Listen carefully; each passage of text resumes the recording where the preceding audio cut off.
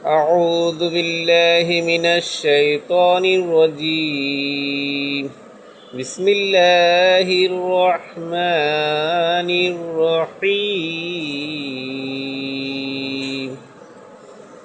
প্রিয় দর্শক আসসালামু আলাইকুম, স্বাগত জানাচ্ছি জুমাবারের ভিডিওতে।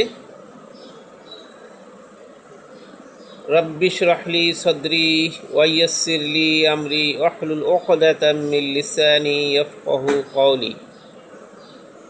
দর্শক, আজকে যে বিষয়টা নিয়ে আলোচনা করব সেটি হচ্ছে জীবনের উদ্দেশ্য এবং লক্ষ্য। আমরা অনেকেই এই বিষয় সম্পর্কে সচেতন নই।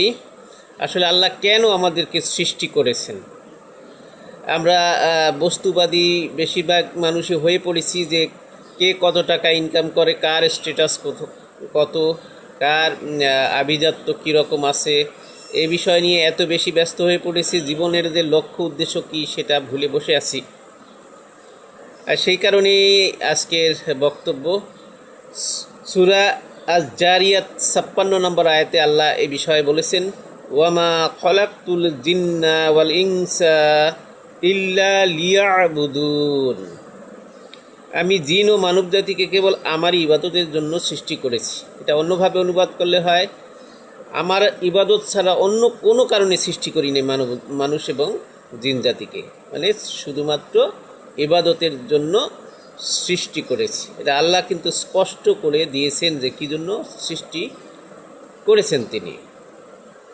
আরেকটি আয়াত আমরা উল্লেখ করতে চাই, সেটা হচ্ছে সূরা আনামের 162 নম্বর আয়াত। আল্লাহ বলেন, কুল ইন্নাস সালাতি ওয়া নুসুকি ওয়া মাহইয়া ওয়া মামাতি লিল্লাহি রাব্বিল আলামিন। সাদাকাল্লাহুল আযীম। বলছে, আপনি বলুন, আমার নামাজ, আমার কোরবানি এবং আমার জীবন ও মরণ বিশ্ব প্রতিপালক আল্লাহর জন্য, একমাত্র আল্লাহর জন্যই আমাদের কোরবানি, আমাদের নামাজ, জামাত সব কিছু এজন্যই।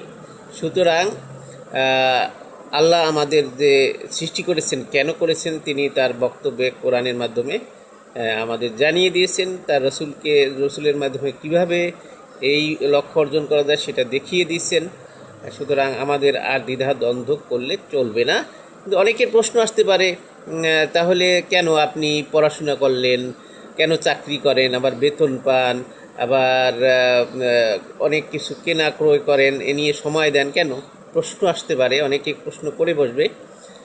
আসলে আমাদের প্রতিটা কাজ আল্লাহর ইবাদতের মধ্যে গণ্য হতে পারে যদি আমরা দৃষ্টিভঙ্গি একটু বদলিয়ে দেই। কীরকম সেটা হচ্ছে, আমি ঘর থেকে বের হব, তাও আমরা আল্লাহর নাম নিয়ে বের হব, বিসমিল্লাহি ওয়া তাওয়াক্কালতু আলাল্লাহ বলে আমরা শুরু করলাম। এরকম প্রতিটা কাজ, ভাত খাইতে শুরু করলাম আমরা বিসমিল্লাহ বলে, ঠিক একইভাবে প্রত্যেকটা জিনিসে শুরু করলাম আল্লাহর নাম নিয়ে। আবার যখন ফিরে আসি তখন আল্লাহর নাম নিয়ে আমরা সে করতে পারি। যানবাহনে ওঠারও দোয়া আছে, অর্থাৎ সার্বক্ষণিক জিকিরের ভিতরেও আমরা এইভাবে থাকতে পারি এবং আল্লাহকে স্মরণ করতে পারি। এটা আমরা পুরোটা ইবাদত হিসেবে গণ্য করতে পারি। পেশাগত জীবনে যখন বের হই তখন আল্লাহর নাম নিয়ে, আবার সেই যে আল্লাহ রসুল যেভাবে দেখিয়ে দিই সেই দোয়া করে, আবার সততার সাথে যদি আমি ন্যায় ও ইনসাফ ভিত্তিক আমার দায়িত্ব পালন করতে পারি, আবার বিসমিল্লাহ বললাম, অসৎ কাজ করলাম, তা তো হবে না। সুদ ঘুষ খাওয়ার সাথে জড়িত হলো, তাহলেও সেটা ইবাদত হবে না। প্রতিটা ইবাদত কাজই ইবাদত হতে পারে যদি আমরা আল্লাহকে স্মরণ করে ন্যায় ও ইনসাফের যে মানদণ্ড, সেই মানদণ্ড অনুযায়ী যদি আমরা কাজ করতে পারি, তাহলে আমাদের যে লক্ষ্য, জীবনের উদ্দেশ্য, সেটা অর্জন হবে। সেই লক্ষ্য অর্জন হবে। আল্লাহ যেটা চেয়েছেন যে ইবাদতের জন্য, সেই ইবাদত আমাদের করা হবে। তো প্রতিটি কাজই আমাদের ইবাদত হতে পারে যদি আল্লাহ এবং তার রসুলের যে বিধিবিধান সেই অনুযায়ী আমরা যদি চলতে পারি। সকলে আজকে জুমাবারে সেই ওয়াদাবদ্ধ হই, যতদূর সম্ভব আমরা চেষ্টা করব যে আল্লাহ যে দেখানো পথ, রাসূলুল্লাহ সাল্লাল্লাহু আলাইহি ওয়াসাল্লামের যে প্রদর্শিত পথ, সেভাবেই আমাদের পুরো সময়টা, জীবনটা আমরা অতিবাহিত করব। সবাইকে আসসালামু আলাইকুম ওয়া রাহমাতুল্লাহি ওয়া বারাকাতুহু।